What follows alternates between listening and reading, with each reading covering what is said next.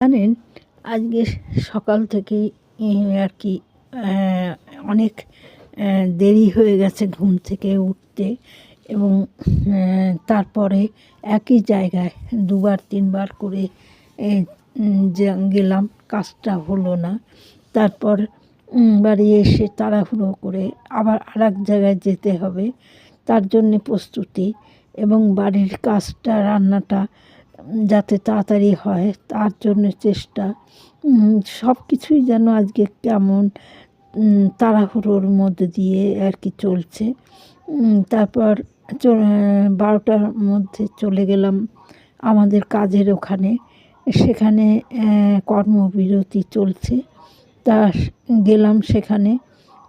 তা গিয়ে দেখি কেউ আসেনি। আমি প্রথম, এবং আমাদের যে ম্যাডাম তাকে বললাম আমার চোখ অপারেশন হবে তার কথা, তা উনি বললেন চিঠি দেওয়ার জন্য। আমরা শুনে তারপরে আমাদের যেখানে যাওয়ার কথা সেখানে চলে গেলাম। এবার সেখান থেকে এবার বাড়ি ফিরছি। এসে তাড়াহুড়ো করে দেখছি বাড়ির যারা পোষ্য তারা চেঁচামেচি করছে।